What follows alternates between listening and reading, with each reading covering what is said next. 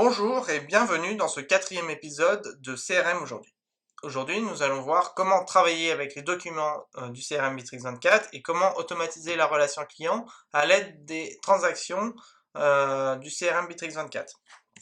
On va également aujourd'hui découvrir la notion de transaction répétée, la manière dont il faut exclure les transactions du CRM qui n'ont pas leur place afin de ne pas avoir à le refaire à chaque fois. On va également voir comment renseigner et où renseigner dans le CRM les informations de sa société pour qu'elles apparaissent correctement sur les devis et les factures. On va également expliquer comment convertir une transaction en facture. Et enfin, on verra comment personnaliser ces documents comme les factures et les devis. Quelques avantages à travailler avec un CRM. Pour un rappel, un CRM permet de gagner du temps, d'automatiser certains processus, d'avoir accès aux données sur sa clientèle beaucoup plus rapidement et d'augmenter l'efficacité de sa communication. Cependant, pour avoir accès à ces avantages, il faut tout d'abord que votre CRM soit bien paramétré. Et pour cela, il faut travailler par étapes, comprendre le fonctionnement de son logiciel et les différentes possibilités qu'il offre. Et bien sûr, il faut prendre son temps, car le paramétrage de votre outil suivra votre entreprise et son fonctionnement pendant tout le temps que votre entreprise utilise ce logiciel. Donc il est important de bien paramétrer son logiciel et de prendre son temps sur ces étapes et de prendre les bonnes décisions de paramétrage. Comment travailler avec les clients sur le CRM Bitrix24 ? Trois cas de figure s'offrent à nous. On va tout de suite passer sur le CRM et j'explique d'abord nos trois cas de figure. On a un client cible qui nous contacte et qui génère un achat. Dans ce cas-là, lorsque le client nous contacte, une transaction est générée et après le contact, l'entreprise est enregistrée. Et si le client est déjà connu, le système sera capable de le reconnaître et de l'associer justement au client qui a déjà acheté, et donc on aura un marqueur qui apparaîtra sur le CRM. Enfin, ensuite, le client qui fait partie de notre cible nous contacte, une transaction est générée, mais il n'y a pas d'achat, donc le prospect est quand même enregistré, parce que c'est quand même quelqu'un qui peut par la suite générer un achat, pas sur cette affaire-là, puisque sur cette affaire-là, ça ne générera pas d'achat, mais c'est quand même un prospect qui a une valeur. Donc c'est pour ça qu'il est important de l'enregistrer pour pouvoir éventuellement dans le futur le recontacter, le relancer, etc. Enfin, on reçoit aussi sur une boîte mail des mails qui ne sont pas issus d'un client cible ou qui sont des mails automatiques et qui du coup vont aussi générer une transaction, mais du coup qu'il faut exclure du CRM pour pas avoir à le refaire à chaque fois. Donc ce prospect sera supprimé lorsque on l'ajoutera à la liste des exclus et lors du prochain contact, on ne recevra pas, il ne sera pas intégré au CRM. Donc tout ça, je vais justement le montrer. Vous vous souvenez qu'on avait déjà paramétré certaines choses sur notre CRM. Donc ici, on avait paramétré la liaison avec l'adresse email et la liaison avec les réseaux sociaux. Donc on voit nos transactions ici qui ont été générées par des emails et par des réseaux sociaux. Ici, canal ouvert, etc. On voit que c'est issu des réseaux sociaux et les autres, c'est issu de l'email ou des transactions qui ont été créées manuellement.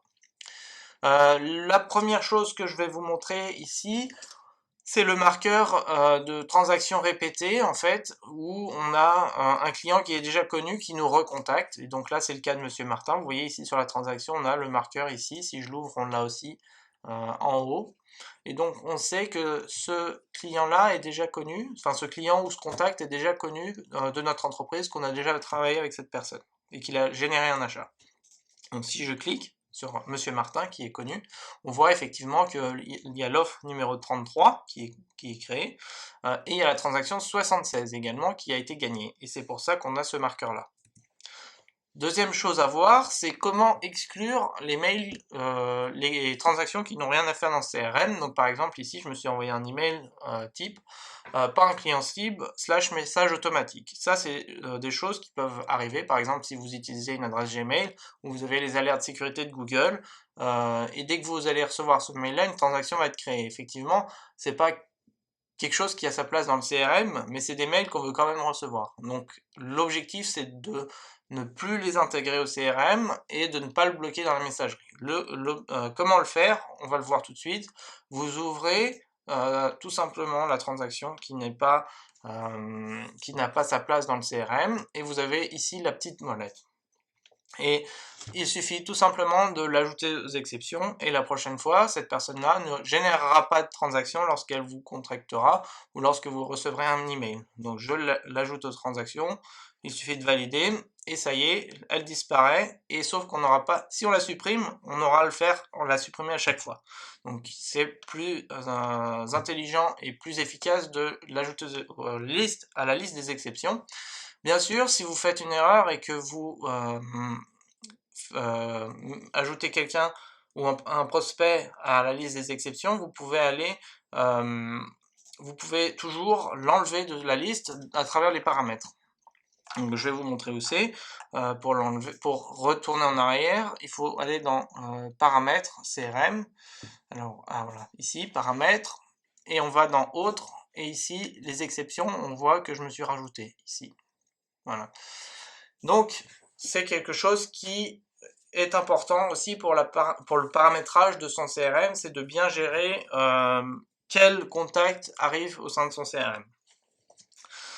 Désormais qu'on a vu ça, l'objectif suivant, ça va être de travailler avec les documents du CRM et d'automatiser le processus. La prochaine chose à faire, ça va être de bien gérer les données de sa société et de les inscrire correctement dans son CRM pour qu'elles apparaissent au bon endroit et de manière efficace. Donc pour cela, il suffit d'aller dans paramètres, et ici vous avez une section qui s'appelle mention de votre société. C'est là où il faut aller. Vous pouvez effectivement avoir plusieurs sites, plusieurs adresses de facturation, et c'est ici qu'il faut venir les renseigner. Moi, j'en ai qu'une sur ce cas de figure. Si j'ouvre mon entreprise, en effet, j'ai le numéro de téléphone, l'adresse mail, le site web, le Facebook, l'adresse, etc. Et ici, j'ai même les coordonnées bancaires. Si je l'ouvre, voilà, j'ai ma banque Société Générale de Climatisère avec mon IBAN, mon BIC, etc.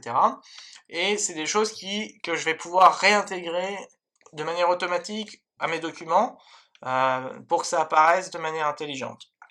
Sur cette section, on peut très bien aussi imaginer un champ personnalisé. Par exemple, si vous voulez rajouter que votre entreprise est fermée du 1er au 10 mai, vous créez un champ fermeture sur votre entreprise que vous viendrez renseigner quand vous avez des périodes de fermeture, et que vous pourrez effacer quand vous êtes en fonctionnement normal, disons.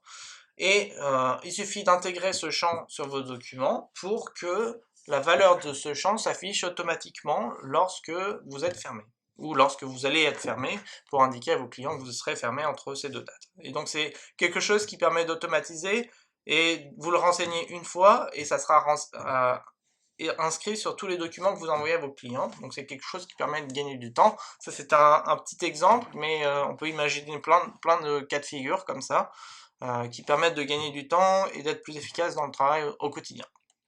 Donc, on a vu comment comment renseigner les données de sa société. Désormais, on va voir comment convertir une transaction en facture. Donc ici, j'ouvre la transaction que je veux faire. Donc c'est Biofruits, c'est une transaction que j'ai créée pour vous montrer comment la convertir en facture. Et il suffit de cliquer sur facture ici en haut, et ça va créer une facture. En fait, ça va convertir la transaction en facture que vous allez pouvoir envoyer au client. Donc là, j'ai le montant, la date, etc. J'ai des produits, en fait, que j'avais mis dans la transaction. Je pourrais vous montrer, c'est exactement la même interface. Ici, j'ai deux produits, donc j'ai un climatiseur mural et un forfait d'installation. Qu'est-ce que j'ai fait? Ici, le climatiseur mural, moi j'ai renseigné un prix sur sa fiche produit parce que il aura toujours le même prix. Et j'ai aussi renseigné son taux de TVA pour que le CRM puisse le calculer automatiquement. Ensuite, la deuxième chose que j'ai fait, c'est que j'ai créé un forfait installation. Sauf que sur ce produit-là, je n'ai pas inscrit de prix parce qu'effectivement, en fonction du nombre de climatiseurs, le forfait va pouvoir changer. Et du coup, moi, j'ai autorisé la modification de changement de prix dans le CRM. Donc ça, c'est quelque chose aussi qui est à prendre en compte. Soit il faut créer un forfait installation, enfin tous les forfaits d'installation qu'on a avec les différents montants, donc il faut un produit pour chaque forfait, ou alors un forfait qui n'a pas de prix mais que je peux modifier. Pour modifier les prix, c'est aussi dans les paramètres qu'il faut aller cocher une case qui s'appelle autoriser les utilisateurs à modifier le prix dans les éléments CRM. Je vais vous montrer tout de suite où c'est. Je vous montre quand même l'interface de la transaction. Donc vous voyez, c'est exactement la même chose. Et pour retourner à la facture, il suffit de cliquer ici et on a la facture de l'offre numéro 15. Voilà. Donc vous voyez, la liaison entre les différentes sections est très rapide et c'est simple d'utilisation. Je vous montre tout de suite où est la case pour l'autorisation du changement de prix dans les éléments CRM. C'est dans paramètres, autres, et ensuite vous avez ici autoriser les utilisateurs à modifier le prix des produits dans les entités CRM. Donc c'est ici qu'il faut venir cliquer. Désormais, je retourne dans ma transaction. Ici, on avait converti celle-ci en facture. Je vais ouvrir ma facture et je veux maintenant avoir le document. Donc moi j'ai préparé un document pour l'envoyer à un client, mais je vais aussi vous montrer comment le personnaliser pour que vous puissiez le faire et l'adapter à vos besoins. Ici, je suis sur la facture qu'on a vue, qu'on a créée ensemble, et désormais, je veux le document. Donc c'est très simple, c'est ici en haut à droite sur document. Vous cliquez sur document, document. Pour l'instant, je n'ai pas de document puisque je ne l'ai pas encore associé. Donc c'est très simple. Vous faites ajouter un nouveau modèle, télécharger, et je vais venir chercher mon fichier sur mon ordinateur, ici, modèle facture, et je l'enregistre. Et il va aller chercher ce document, et il va me Ah oui, donc là, il me demande de l'associer au moins à une section. Moi, je choisis que facture parce que comme c'est une facture, je veux l'associer qu'à la section facture. Sinon, si je choisis d'autres sections, le document facture sera accessible par exemple dans les commandes, c'est pas ce que je souhaite. C'est possible, mais c'est pas ce que je souhaite. Donc j'enregistre ici. Voilà, j'ai mon modèle désormais qui est ici. Voilà. Et donc je retourne sur ma facture ici et j'ai désormais modèle facture qui est disponible ici. Donc si je clique là, on voit que le document va charger et je vais pouvoir ensuite l'envoyer au client à travers cette section-là. Et donc on a le document, en fait le paramétrage c'est très simple, c'est sur Microsoft Word ou un traitement de texte, un logiciel de traitement de texte qu'on fait. Donc voilà, ici mon document de facture. Donc on retrouve bien mes produits avec le taux de TVA, etc. Le taux de TVA, on peut le voir aussi sur les produits. Je vais vous montrer ça également parce que c'est important pour vous montrer que vous compreniez comment ça fonctionne. Et voilà, donc ça c'est mon document facture que j'avais préparé pour ce webinaire. Maintenant je vais vous montrer comment le personnaliser. On va par exemple rajouter le montant total de la facture, le montant hors taxe et le montant TTC puisque c'est quelque chose qui selon moi est manquant sur cette facture, donc c'est quelque chose qu'on va rajouter ensemble. Je vous montre d'abord la fiche produit pour que vous réalisiez ou renseigner les informations sur les produits. Donc si je vais dans produits ici, on a mes sections que j'avais créées de mes produits, et donc j'ai mon climatiseur mural M1870, c'est celui qu'on a utilisé. Donc vous voyez le prix de détail ici qui est à 450 € avec le taux de taxe. Voilà, donc taux normal 20%. Si je retourne en arrière, ici dans mon CRM, j'ai le forfait installation qui lui, vous voyez, n'a pas de prix en fait. Donc c'est ce qu'on retrouve dans notre fiche produit. Donc j'ai mes factures, je retourne, et désormais je vais vous montrer comment personnaliser votre document. Donc la facture qu'on a vue, en fait, c'est un document de traitement de texte qui est plutôt simple, mais qui a pas de valeur figée. Donc par valeur figée, c'est du texte. Donc moi ici, j'ai récupéré les champs CRM et c'est important de le faire comme ça pour que votre document soit automatique. Donc c'est-à-dire qu'il prenne les valeurs en fonction du document que vous avez dans votre CRM. Moi, ce que j'ai mis en figé ici, c'est le logo, par exemple facture, numéro ici, et ici les en-têtes du tableau. Le reste, c'est des champs CRM et je vais vous montrer comment les récupérer. Donc, on est ici sur Microsoft Word, mais ici sur le CRM, il faut aller dans Documents. Donc là, ici, on est ajouter un nouveau modèle. Et ici, sur la molette, vous avez les champs, la liste des champs. Donc moi, j'ai source facture ici, mais vous pouvez choisir. Donc en fonction des documents que vous faites, vous choisissez votre source et puis vous faites rechercher. Donc là, j'ai effectivement tous les champs qui peuvent apparaître qui sont liés aux factures. Moi, ce qui m'intéresse dans ce cas de figure-là, c'est d'avoir le montant total, hors taxes et TTC, et le montant total des taxes. Donc pour cela, je vais, comme le nom des champs sont en anglais, je vais faire une recherche, je vais mettre total, parce que je me dis que le total va être dans le champ, puisque c'est le montant total que je veux. Effectivement, on a plein de choses qui apparaissent quand même. Moi, ici, je vois, il y a des choses qui ressemblent à ce qui m'intéresse. Donc, par exemple, total discount, c'est la réduction totale. C'est pas ce qui m'intéresse, mais total taxe, je vois, ça va m'intéresser parce que ça va être le montant total des taxes, et c'est effectivement un des champs que je vais rechercher.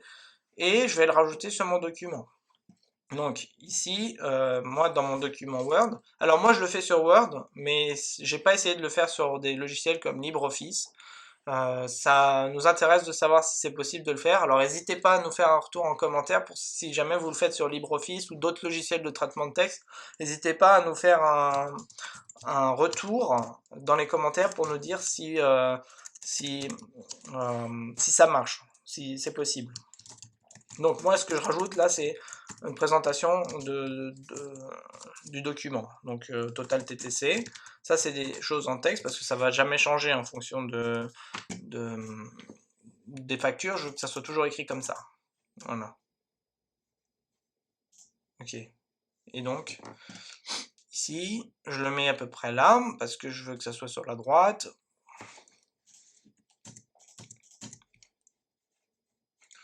Voilà, ici, je veux que ça soit aligné à droite pour le montant parce que ça va être quelque chose qui va être aligné à ça. Pareil ici. Ça n'a pas pris correctement. Voilà, je veux que ça soit aligné à droite. Donc je l'aligne au montant du tableau. Donc c'est vraiment quelque chose qui est très simple. Enfin, pour une personnalisation de documents, c'est assez simple, puisque c'est du Word. En fait, il faut connaître Word. La seule chose qui est un peu compliquée, c'est d'aller chercher les champs, mais je vous ai montré où c'était. Alors effectivement, comme il y a plein de champs, c'est un peu compliqué à trouver le bon, mais il faut essayer parce que c'est le seul moyen qu'il y a pour voir si ce document convient à vos attentes, est-ce qu'il se met bien en forme, parce que quand effectivement, là on met le nom d'un champ, mais quand le champ prend la valeur, il n'a pas du tout la même taille. Donc c'est important de regarder et de faire des essais. Donc pour aller chercher le champ, je suis ici sur ma liste, et puis il suffit de copier ça ou de cliquer ici pour que le champ soit copié. Et ici, je le rajoute. Voilà. Donc je l'ai là, ici, mon texte.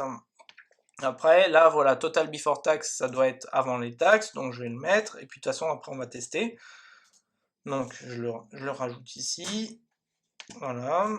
Et on a désormais ça qu'il faut que je rajoute, et on va ensuite faire le test. Et on va remplacer le document, parce qu'on avait déjà mis ce document-là dans le CRM, mais désormais, moi, je veux qu'il soit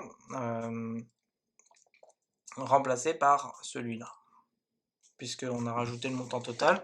Alors ici, je vais aussi rajouter par exemple euros, puisque ça ne fait pas partie du champ, mais c'est quelque chose que je précise. Par exemple, moi je le mets en texte parce que mon entreprise travaille qu'en euros. Mais si jamais vous avez une entreprise qui travaille en euros et en livres britanniques, par exemple, bah, c'est pas quelque chose qu'il faut faire, ça. Mettre le symbole euro en figé, puisque là, l'objectif, c'est que votre document s'adapte à la devise avec laquelle vous travaillez. Donc, il faut que vous mettiez le champ devise et qu'il aille chercher cette information dans le CRM. Donc voilà, moi je l'ai mis, mon document est prêt, je le sauvegarde. Donc ça remplace le document. Et ici, moi, il faut que je le retélécharge. Donc soit je rajoute un deuxième modèle, en fait, ça c'est possible. Donc je peux par exemple avoir une facture en français et en anglais. Il suffit d'ajouter deux modèles et puis après, sur la facture, je peux choisir quel document je veux imprimer. Mais moi ici, je veux qu'un document et du coup, je fais éditer et je reviens télécharger le document qui s'appelle pareil et qui va remplacer l'autre. Donc, je le mets et je le réenregistre. Voilà. Donc ici, j'ai ma facture numéro 1 que j'avais créée et si on refait document, non, si on fait ici modèle facture, c'est le document que je veux imprimer et cette fois on va voir que je l'ai réimprimé. Donc là où j'ai cliqué juste avant dans les documents, c'est la liste de différentes versions de documents qu'il y a. Donc effectivement, si je le fais plusieurs fois, ben, j'ai différents documents. Effectivement, donc là on voit 1770, c'est à peu près ça, hors taxe, puisque c'est une fois 420 plus 3 fois 450, donc c'est bon, plus les 20% de TVA et le total TTC, donc c'est bon. Et donc vous voyez, donc là, notre document qui se présente à peu près de cette manière-là. Tout à l'heure, j'avais juste Biofruit parce que j'avais pas renseigné de données sur le fournisseur sur le client Biofruit, mais du coup, quand on a des données, voilà, ça se met en forme comme ça. Et on a différentes informations qui viennent se mettre. Donc, par exemple, insérer la mention RHC3 lors du paiement. Et j'ai mes coordonnées de mon entreprise. Donc, comme je disais tout à l'heure, par exemple, si vous avez une période de fermeture, que vous voulez que ça s'affiche sur les factures, c'est quelque chose qui est tout à fait possible. Il suffit de rajouter le champ quelque part. Donc, par exemple, soit ici, en disant attention, notre entreprise sera fermée du temps au temps, etc. Et voilà. Donc la dernière chose qu'on peut faire avec ce document, c'est l'envoyer au client. Donc pour cela, c'est très simple, il suffit de cliquer ici, envoyer via email. Et du coup, ici, il faut que je choisisse mon contact, ajouter un destinataire. Donc là, j'ai mes contacts, c'était pour STP Peinture, donc je vais choisir et puis je vais l'envoyer. Donc voilà, et puis vous pouvez bien sûr créer un email type et envoyer. Et donc là, si je fais envoyer, on voit ici le mail va partir et au client. Donc c'est quelque chose qui est très rapide et très simple. Et ici, dans la facture, on voit que email sortant, que effectivement j'ai envoyé la facture à STP Peinture. Donc voilà, on a vu à peu près tout ce que je voulais vous montrer. On a du coup là la comparaison des documents en fait avec les champs et puis ce que ça peut donner. Ça c'est le support que je voulais vous envoyer. Et ensuite, effectivement, dans la liste des transactions, on revient sur la liste des transactions, ce qui peut être intelligent et très rentable à faire, c'est de créer ici par exemple, on est en négociation, cette transaction-là, et puis de créer des règles d'automatisation pour que lorsque la transaction passe à attente de paiement, la facture soit créée automatiquement et qu'elle soit envoyée au client correspondant. Donc ça, c'est des choses qui sont possibles avec l'automatisation du CRM. Et du coup, pour cela, je vous invite à voir le webinaire que j'avais enregistré pour le paramétrage des règles d'automatisation du CRM, comment automatiser son tunnel de vente et son processus de vente. Et ces règles d'automatisation ont exactement le même fonctionnement pour les tâches. Donc c'est quelque chose qui peut vous faire gagner beaucoup de temps et qui peut être très utile pour votre entreprise. Donc je vous invite à regarder, regarder ce webinaire si jamais ça vous intéresse. Voilà, j'espère que ce webinaire vous a été utile. N'hésitez pas à partager votre avis et vos idées dans les commentaires. N'hésitez pas non plus à nous dire si la personnalisation des documents de facture et devis fonctionne avec LibreOffice et autres traitements de texte.